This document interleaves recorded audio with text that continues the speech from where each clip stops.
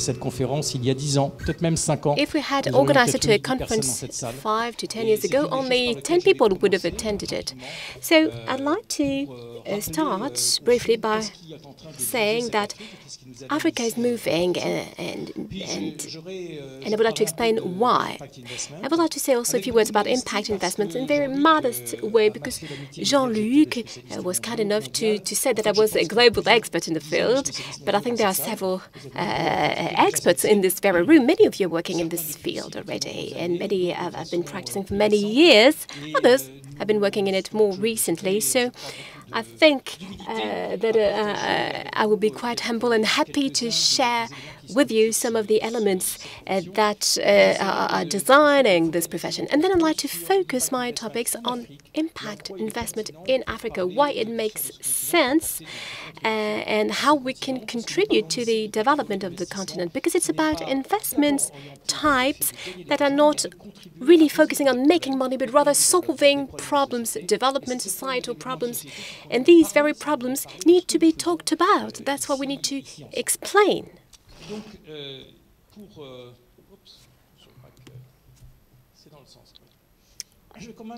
So if I may rapidly make a little reminder, which is perhaps quite familiar to you, sort of given to many of you, but African growth recovered in the end of the 90s in spite of the annual fluctuations and the shock back in 2007. It's quite vivid. We know that it can be threatened by some trends and problems, but if we try to make a forecast depending on the pace and trends that are designed now, we are saying that there is a capitalization in Africa that will lead the continent, let's say by the second half of 2040, to reach an overall GDP for the continent that will be similar to China's GDP today. So this will be the result of a dramatic demographic growth for the continent in the years to come, and the wealth growth of the continent, which is first based on the domestic market. The growth of productivity is between 1.5 and 2% per year. The GDP growth is about 3 to 4% per year on average. And this is explained by the fact that exports contribution, raw material exports, is not that big, because they're growing about 20% on average per year. So that's a global record for these 10 last year, but imports are growing by over 16% per year. And that's also a global record. So the net contribution of external trade is not that important in Africa. That's something that we will see as the raw materials rate is decreasing. And this will have an impact on exports, but imports, and it will not be that big an impact on the GDP. What will happen is that there will be an important change indeed in terms of Africa's economic weight, and the growth that will be even more rapid than the average of African GDP will turn it into an important players for the 30 years to come. And this will be closely linked to a phenomenon that interests many people working in the private equity, which is the creation of a middle class. Many of you are familiar with the topic today. One of the things that may be paradoxical in African growth is that in the 30 to 40 years to come, it will be both made of an important basis of the middle class, probably the biggest middle class in the world in terms of numbers. By 2015, we'll have 500, 600 million people on the continent that will be called middle class, even more than China. But this continent will also host the greatest number of people living in extreme poverty conditions in the planet because of persistence of inequalities and demographic growth. We'll have 600 to 700 million people who will live on less than $2 a day, more than today still. So the continent will be, in the 30 to 40 years to come, the continent of every paradoxical issues, a continent of infrastructures, of a booming demographic growth, but also of a big poverty and misery with the ill development issues that will be closely connected to this. And unfortunately, there's not much we can do. What is really striking, and I'd like to conclude my opening remarks with this, is that the understanding of the world has changed. It shows with many perception indicators about investors, about companies. I think the best indicators that can be considered is the foreign direct investments. This is quite dramatic for all countries in the world, in particular for France. When France was halving its market share, its exchanges with Africa and doubling export volumes, it multiplied by 4. Exchanges with Africa. And today, we're seeing that there are investment instruments booming everywhere, and that it contributes to a repositioning of the Western world towards Africa with strong impacts indeed for France, amongst others. The trade with sub-Saharan Africa has created several thousands of jobs in France in the recent years, and even more so in the years to come. So if we suppose that we keep on gaining market shares, that will imply 450,000 jobs that could be created. Investment deals, it is quite impressive because it shows a projection of the African continent. 2013-2014, the African continent had more than its share in terms of foreign direct investment. So you see that the trends are reversed and perceptions are reversed as well. Still, I believe it is quite important to say that there are problems linked to this growth. It's quite easy, and some like to claim that, well, consider Africa 2010, 2015. It is what Asia looked like in the 70s. We'll have, let's say, 50 or 80 years of continuous growth thanks to structural factors, the improvement of the macroeconomic situation, the demographic transitions and demographic dividends, which is probably the most important factor on the continent, the densification of territories, urbanizations, etc., etc. All this will support the continent for many years onwards. So we can be optimistic indeed.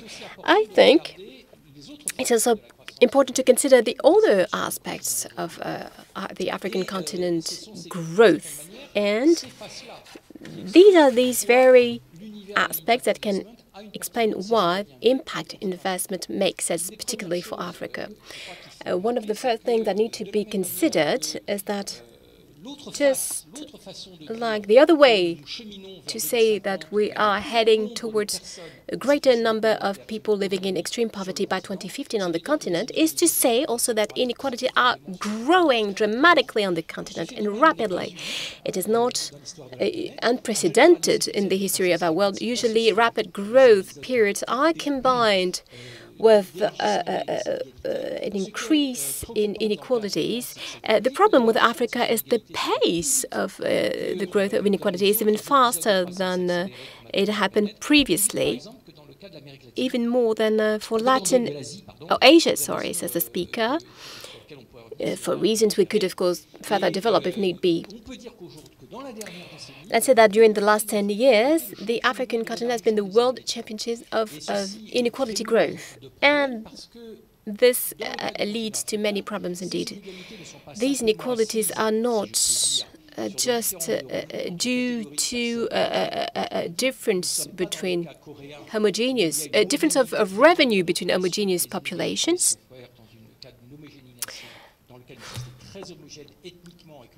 From an ethnical and cultural point of view, these inequalities are due to marginalizations of cultural, ethnic groups and linked to geopolitical conflicts. So these inequalities are highly dangerous from a political point of view, and some of them are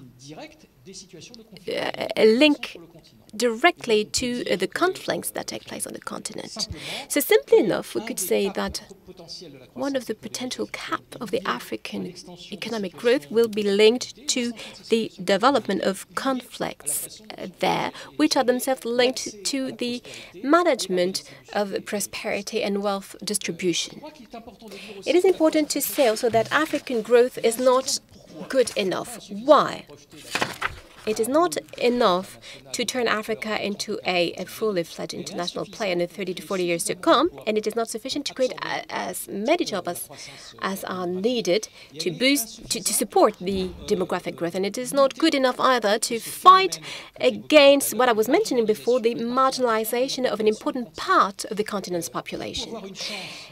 If you want to have a chance to reverse the trend, particularly with people living in under extreme poverty conditions, the growth should be 8 to 9% on average on the continent. We would have 2 to 3 points less in terms of growth. So this is not an Asian type of growth. African growth, as I said, is about the growth of the domestic market, whereas Asia focuses on the exports, and this export strategy is much harder to conduct today than it was in the previous century. So there are important problems of economic policy that need to be solved.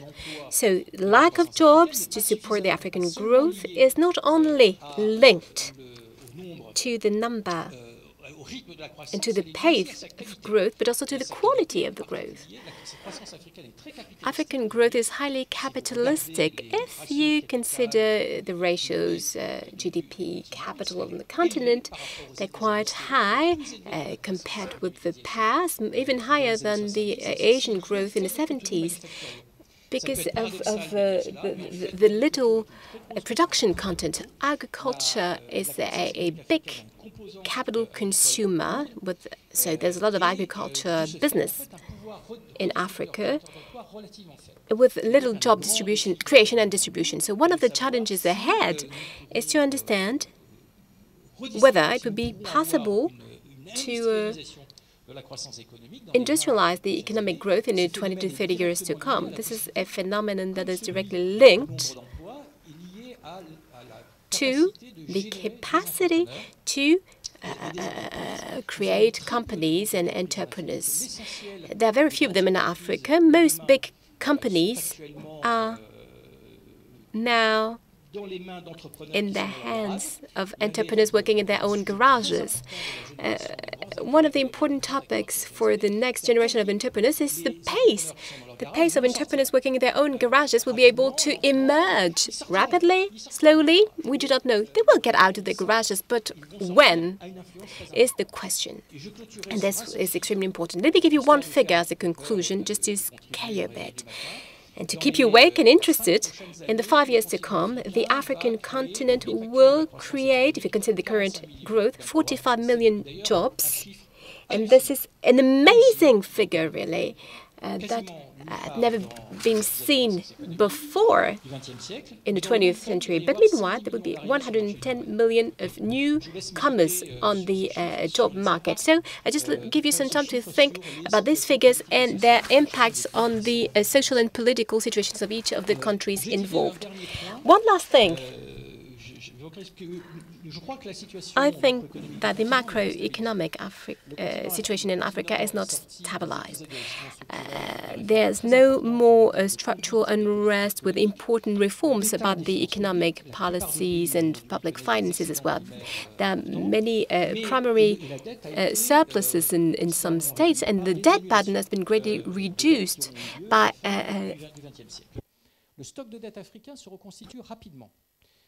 the cancellation in debts. Many of us, I think, remember what happened in Ghana. Ghana has an interesting story, indeed, from a macroeconomic point of view. There was 15 years of growth, and during the last 5 years, the debt burden of Ghana, which has been totally written off,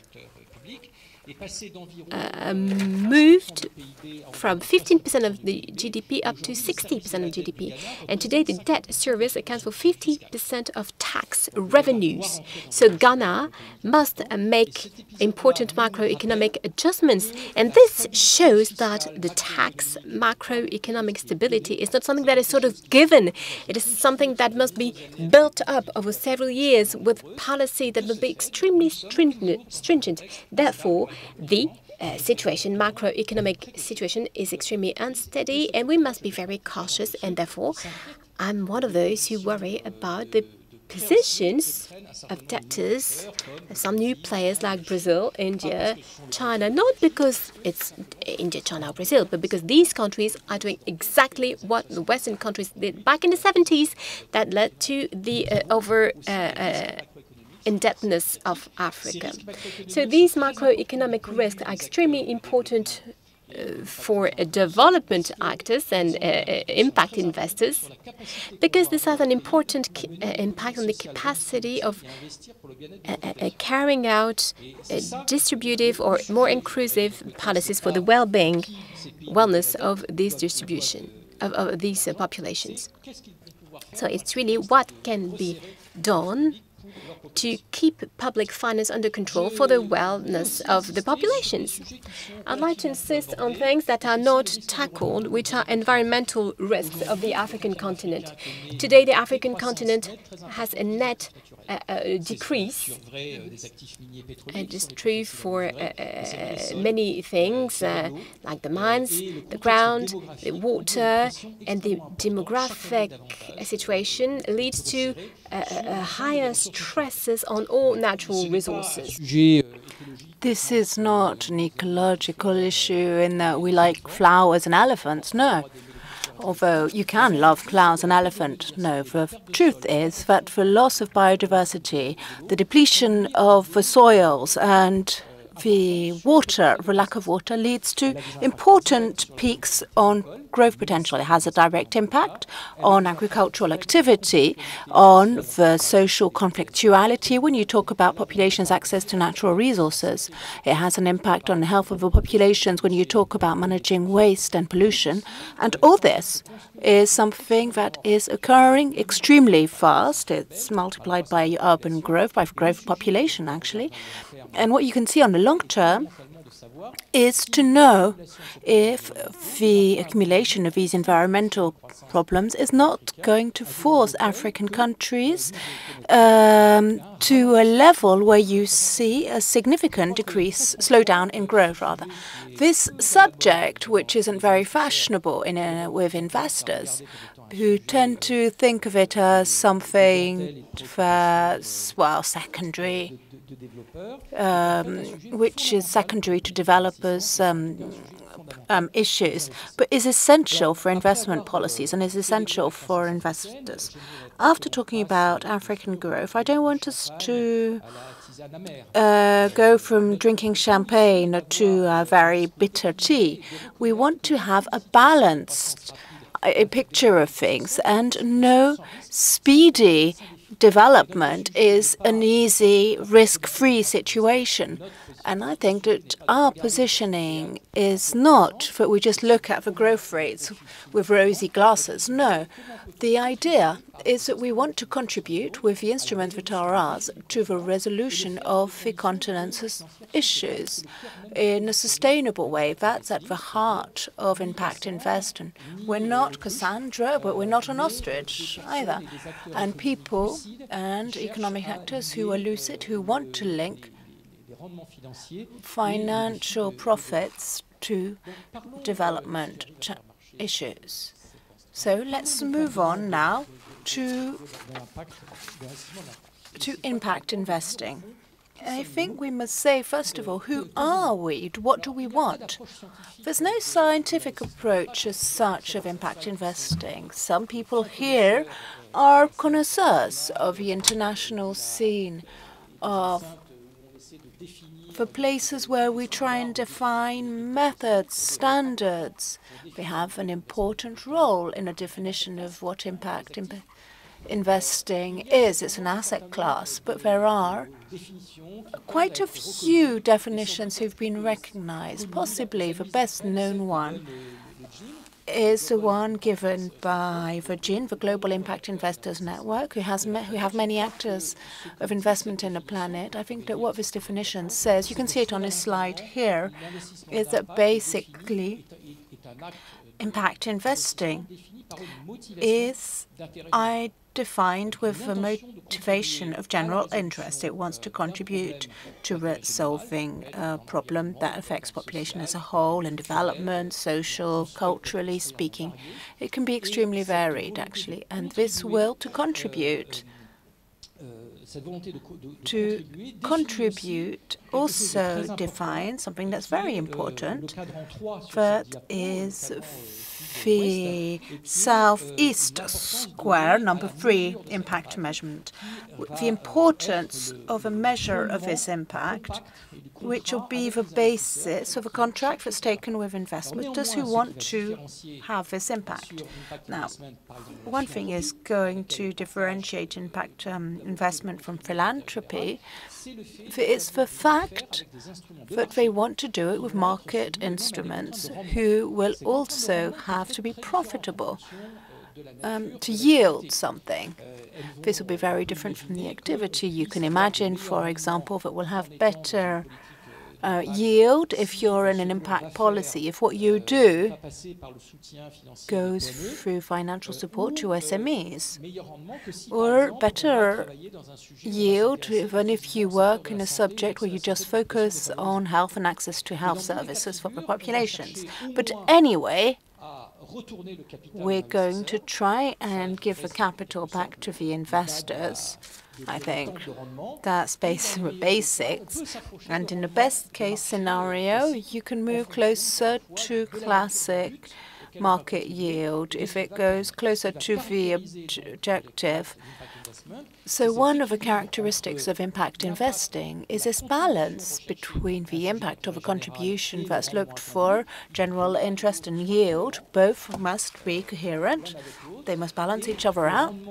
And financial yield will be subordinated to social yields.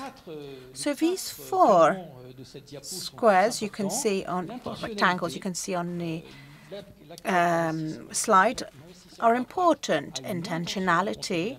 The intent of the investor is to generate social well-being of general interest. If they want to measure their contribution, impact measure, they want to measure their contribution, and they'll do this with return expectations, which are just like the contribution expectations. This has to do with a contract with the investment. They ask them to give back results on both levels in a way in which it was balanced.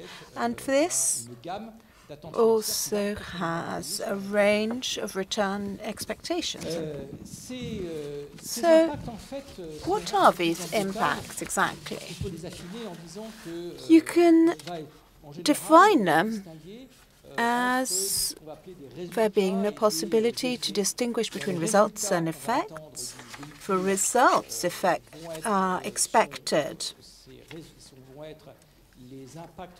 or be the immediate impact that it has on the activities generated, and the effects that we try and measure as well are, if you take into account all the externalities of the actions and long-term effects, what will be the effective contribution to the general interest subjects, to the public, and so on. The themes are quite varied. Here are just a few issues. You can focus, for example, on job creation. That's what SMEs activities. You can focus on rural poverty. That's, for example, what Injaro Capital and Root Capital, the new funds for energy access, focuses on the environment and poverty. We're not so much on employment, but we'll be on themes like poverty. We can also focus on access to health. What the IFC and Ed Gates Foundation created was the first major tool to work on this subject, funds to work on this subject. You can focus on the environment as well, carbon. That's the case of the funds developed through Danone, like livelihoods, or the new carbon funds they're creating. There are other funds worldwide, like the one that was created by Conservation International, that only focus on biodiversity, with some yield expectations. However, you can focus on energy and carbon, energy access funds, for example, as I said. You can also think of the economic impact through reduction of poverty, through investment in infrastructures, of SME infrastructures with community objectives. This is just one example. We could name so many others in the area of culture, arts, and so on. And impact investment isn't defined by very nature by one given category of general interest. The fact is that we're interested in causes which are extra financial, which aren't just financial. So this category, the impact investors, there are many kinds of investors when it comes to talk about fair expectations of yield. As this slide reminds you, this is a slide we actually took from AXA Investment Managers, which is a new major institutional funds that focuses on impact. You can find actors who, to repeat Olivier Daguerre, you go from impact first to finance first. Either you decide to maximize the extra financial impact and accept very low yields, very low returns, and others who will be very close to market returns, but who will always be governed by this idea that their contribution to the impact and their main motivation, and they also accept to have an arbitration of impact with returns. If there's not this arbitration, well, there's nothing new. Nothing would differentiate an actor of that kind like a well-managed ethical funds who wants to do business, but who do it respecting the environment, the social environment, and ethical issues. Those are very good. We need actors like that, but they are not impact investment actors because they're not governed by a general interest objective and are not ready to arbitrate between returns and general interest. So this idea of arbitration and this idea of intentionality are constitutive of the movement of the impact. And I think it's actually very important to say this because actually public policies that are around these actors can't be wrong. There are consequences. It can be tax issues, regulatory consequences on the positioning of such or such an actor.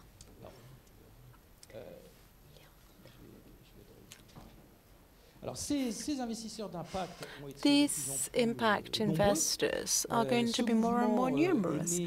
The movement was created in the 90s. It was much promoted by family of faith officers and foundations, usually small foundations, actually, looking for alternatives to charity actions.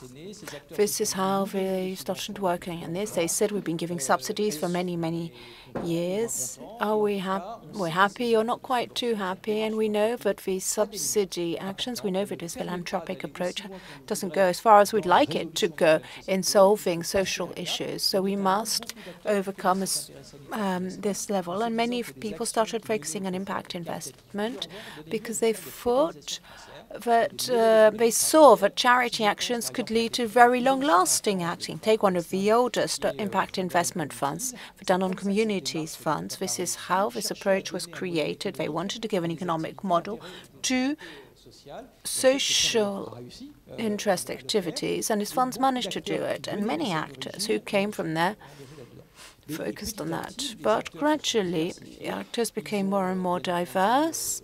They included public actors for public funds, public funding societies from the private sector, private companies significantly committed themselves to this. And France is one of the countries where the major CAC 40 companies are invested. We've got Schneider, Farge, Danone, GDF, Suez, amongst others, of course. And these major companies, these big corporations in the 90s, saw a way of having sort of social innovations to make up for the consequences of global issues created by their business with something that was different from their core business, which was linked to this. And this was extremely profitable and good for them, be it for image, but also for contribution to their strategic plan. And the recent evolution of companies like Danone, who are actually basing their whole approach on this and making it part of their core business, is extremely significant. Now, of course, family offices still invest in this, and this leads us to quite large amounts. As the definitions aren't that clear, the measure of assets managed by impact investments are actually not very clear. There are sort of piecemeal answers. This is linked by the cabinets who are managing all this in this area. The one which people most believe in is the one managed by JP Morgan and Jean, Spotlight on the Market, Impact Investor Service, and it says that about $46 billion are invested in this. It was just a handful of billions 10 years ago, so it is growing quite fast. It's about 15 to 20% per year. This is a very dynamic category that attracts more and more capitals. And from there on, this category is actually very segmented, but it is also a large part of the impact investors actors, domestic actors. It's actually most popular in the United States, where the issues of social cover inequalities attract a lot of interest from impact investors who act in the area of access to education, access to health in the US, with instruments that are quite similar to the method we're going to be talking about today that focuses on Africa, but they're also interested in domestic investments. That's a major part of impact investment. The international part of impact investment that focuses on development is actually a minority aspect of this investments. Now, microfinance is an important actor of this world. Just to say, actually, microfinance can be taken as part of impact investment. It was a forerunner. They created quite an industry that can make us wonder, actually, on what's going to happen with impact investments in 10 years' time. Now, I tend to say that impact investment in companies is pretty much in the same situation as microfinance 20 years ago. So we're about 20 years behind schedule, but microfinance is part of this movement, and it was almost one of the founders, one of the creators of this impact investment. Microfinance is working with financial instruments to solve issues with return expectations that can depend on the category of impact investment. So why is impact investing important for the development of Africa? I think we're in a category which is essential to solve African issues, growth issues I talked about. These issues of growth, I think we must be clear, are linked to quality of growth and imbalances. There's more and more issues in quality and quantity with the growth of African populations, the diversification of solutions, structural issues. Every year we'll have more and more issues. And in the face of these issues, you can't think that governments, be it African governments or official development aid are going to solve the problems. They're not going to solve these issues for two main reasons. First of all, the resources are going to be lacking, and the African continent may, thanks to tax breaks, helps increase all this. The African continent has actually got through about 300 billion in public finances, thanks to the development of Africa. That's helped the development of health and education services. But these resources are a burden, a small burden, rather, when you think of the explosion of demographic growth. Official development aid has reached about 50 billion on the African continent, 45 billion approx. And it's stagnating, and it's going to stagnate because of the issues and the budgetary constraints of industrial countries. So these financial resources are always going to be trying to catch up with population growth, and that's going to be the truth for the next 30 years, and it's not going to change. Now, this means that we need extra resources, private resources, resources that are interested in general societal issues. And the second reason of this is that public finances cannot reach some of the targets that impact investing cannot reach. They cannot create hundreds of schools. They cannot solve issues linked to soil quality. These public resources can't work on employment. And there are so many public issues which are of general interest, which are not in the scope that can be touched by public authorities. And in all these issues, we are going to try and contribute a lot. In these issues of access to health, to natural resources, to transport, to microfinance, to jobs. And I'd like to say that in the next 30 years, impact investing is going to be a wonderful tool to transform these issues of access to opportunities for all Africans. And this is going to be in conditions where we're going to need very little public funds. We're not going to make do completely without public funds, but we are going to do it with very few subsidies. More expectations on the quality of the regulatory environment, institutional environment that this sector is going to benefit from. And on top of that, we are going to attract more and more private actors, because for the reasons I have talked about, impact investing is going to be something that major companies, corporations, financial actors will be really interested in. And they're going to see it as a way to solve the issues they're faced with on the African soil, and they'll see a way for them to work on their image in a continent and for their CSR and so on. So this is going to attract a lot of private funds to these issues, and many of us who work in this issue, who are in this room, are going to be able to focus on this. Now, a brief focus on SMEs, which will be a way to show examples about the issues on the environment. And from this remark, I would like to keep on talking with the 110 new job seekers to come in the future years. SMEs are an important actors to deal with the problem. Obviously, they are those that will contribute to the job creation business in the 20 to 30 years to come. Because there are very few, as I said, big companies in Africa.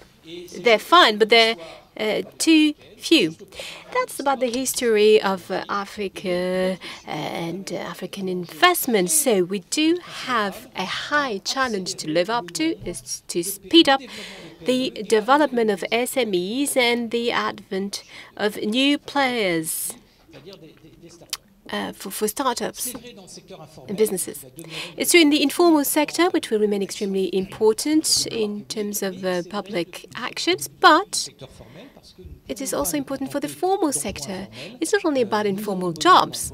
we do need formal jobs as well, considering the social protections to workers, to their financial contributions and subsidies they can receive. So the formalization of the marketplace and the quality of the marketplace will also be extremely important for us, trying to strike the right balance, the right pace and reliability of economic growth. These SMEs will also play important roles in having access to essential services. They're already creating an offer, providing access to education, to health, etc., etc. There will be important players in this in providing services to the population, because people will buy the access to these services. There is a growth today, a positive dynamics, if you will, because economic growth provides additional revenues to populations who can buy services. Then there can be the creation of new companies, providing revenues, waging, enabling people to have access to more services. That's a virtual cycle of economic growth. That's a way to increase the services, access services that will even boost the quality of economic growth on the continent. So this fabric of SMEs will indeed design the economic fabric the continent needs. Unfortunately, that's bad news, Tom. Now, it is also SMEs were somehow left behind by public policies. Governments, for the same reasons everywhere on the planet, with a very structured dialogue they can have with the corporate businesses, the topics they can tackle, etc. And on the continent of Africa, if you focus on public policies that are designed for SMEs, well, most of the time they're left behind. I think there are just a couple of small business acts in Africa, but very stringent regulations are set up. Usually SMEs are the first victims of institutional problems, the first victims of corruption, the first victims of macroeconomic adjustments, the first victims of ill behaviors of the state, and I have a long list of terrible stories to tell you. And what is essential, and that systematically comes up from all the surveys, is that SMEs have a very limited access to funding. Plus, if you consider the overall banking system in Africa, with a heavy debt burden, with also big public deficits, the result is that in many African countries, the banking sector is very liquid and relies on the state bonds with high yields, with an automatic exclusion effect of risks that pertain to SMEs. So high interest rates and preference policies carried out by central banks and deficit policies carried out by banks lead to SMEs being left behind and having no access to funding. That's not the only place in the world where things happen this way, but that's quite the general trend, if you will. There are other problems, of course, that are widespread. It's more complicated for banks to work with recently created companies with limited track records, with weak collaterals, in difficult conditions in terms of warranty as well. So the banking sector is very difficult to access for SMEs, not to mention the startups. True also for stock markets. There are a few of them in Africa, quite expensive to access and not accessible for SMEs. So there are very few opportunities indeed for SMEs to find funds, except a lot of money and family and money, private equity. So that usually is the first problem that comes up when you talk with job creators and entrepreneurs in Africa. Un petit exemple, je vais faire prendre l'exemple qui est le nôtre pour dire finalement pourquoi. One more example, if I may, just to see how we can solve the problems and to consider the financial impacts we need to focus on. I would not dwell on it, but this is one of the key topics for us in terms of family investment. We've worked 30 years back. We own shares of 60 companies. And we're dealing with SMEs or very small companies, such a number of startups as well. And we keep on investing from 50,000 euros of private equity up to 1 million euros. So we know this problem from the inside, if you will. And we know what startups and small businesses are faced with. And of course, we do work with other people, and there are, let's say, 80 million euros that have been invested in this field, with about 40 private and institutional investors that have been supporting us for the 10 previous years. So what we're doing is what many funds do. We try to contribute in terms of funds, but also technical support and entrepreneurs consultancy with our own teams, of course, plus the subsidies that are received from some of investors, Proparco, investment European banks, amongst others, and therefore we can share the costs with entrepreneurs in order to solve part of their technological, managerial, commercial issues. As you can imagine, we also work as an investment fund from a technical point of view with our equity, and we resell those companies after 6 or 7 years on to the entrepreneurs themselves, because we want to encourage the creation of a class of entrepreneurs. But that's not the only possible exit. Just one example that would summarize the overall issue. Aïcha comes from Mali, and she created 10 years ago a company provided cement tiles. It's extremely important in the daily life of Africans, and you know, all the rain season, you would rather have a pavement than mud. So the company started as a startup with one person, Aïcha herself. We've invested with her when she launched her little company, and 6 years down the road, 6 years later, she created a 25% growth per year. She employed 25 direct employees and twice as much in terms of indirect job creations around the Bamako region. We sold the company to Aïcha herself 6 years later, in fact, with an internal yield rate of over 20%. Above 20%. So you could tell me, Jean-Michel, that's really nice, but why didn't you subsidize the overall conference? Could we use your private jet actually to fly back to Abidjan, or could we all together use your car, your Bentley, to have lunch at Maxime's? Well, we had invested 50 million euros back then. So we sold the company 150,000 euros, and we made a 1,000 euro bonus benefit for 6 years of hard work. So the gross IRR was very high, but our investors didn't get much of that money. They were given the capital back a little more, but the yield was not more than 2 to 3%. So this is due to the fact that when you support a company as it grows, even when the wages remains quite low, even when people stay at hotels or stay with family or friends, and this kind of investment is quite expensive, not in terms of absolute values, but relatively to the size of the original investment. So the overall problem of impact investment can be summarized here with the curve. The curve is not a scientific one. I cannot certify all the figures that are mentioned here, but there are fixed costs with impact investment. So the smaller the size of the company, the less you will make net bonus, even though the gross IRRs are very high, and even with the highly performing companies. So that's the paradoxical situation we have to deal with.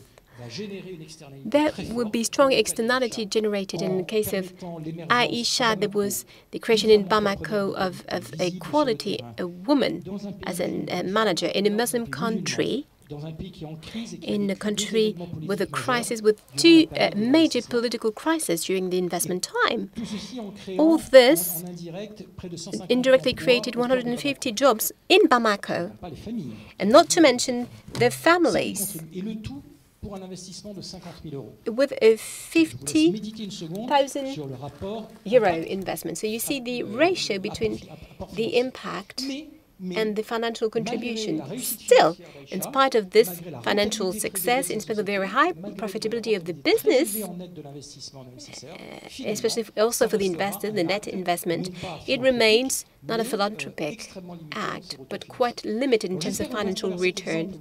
I hope that with this example you've understood the reasons why, or let's say how difficult it is to strike the right balance between the output and the impact and the investment, impact investment. And our investors, and many of you are in the room today, are very happy and rejoice about Aisha's business because we're taking all the cases, and that's what they wanted from us. That truly is the very heart of our business. It's all about the balance between the right yielding. Of course, we need to return the capital to our investors. That's the minimum prerequisite, if you will. That the original deal.